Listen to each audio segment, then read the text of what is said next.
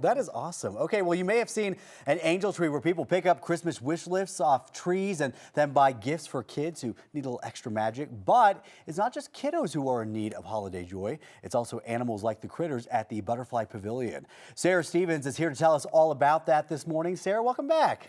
Welcome to be here.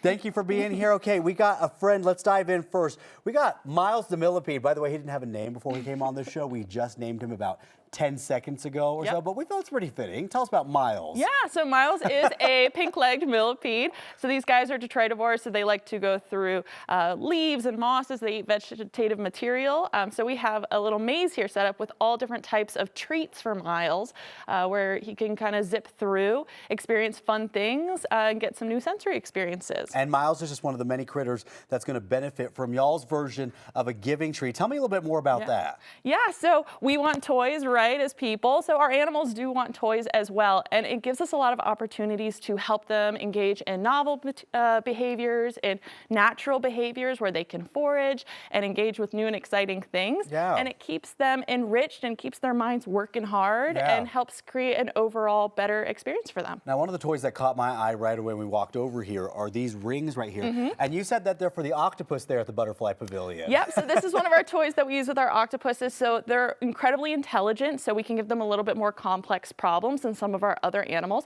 So what the octopus would have to do is pull off all of these rings and then gets a treat right here. And what do they learn from that? Like, how does that help, you know, an octopus to be able to do this? So they learn a lot of different complex behaviors. In the wild, they would have to be searching for food. They would be solving problems that they're running into. It may be a little bit frustrating as well. We don't think of frustration as important, but it really is. It helps keep them engaged.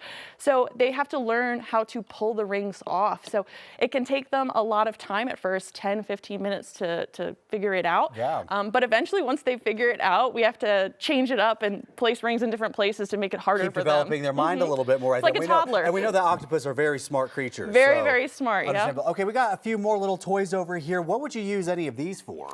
So a lot of times we can put food into them. So our crustaceans like crabs, mantis shrimp, things like that really like when food's in a Kong and they have to pull it out and move it around. We'll do something similar with these where they can push it around to get the food out.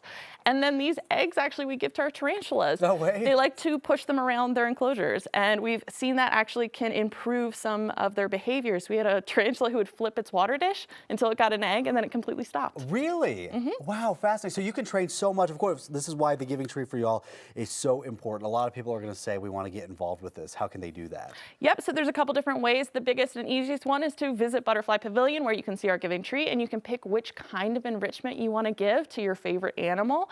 And you can find out how to get tickets at www.butterflies.org. And all these toys look really affordable. We're not breaking the bank here by doing this. Very good ROI on toys.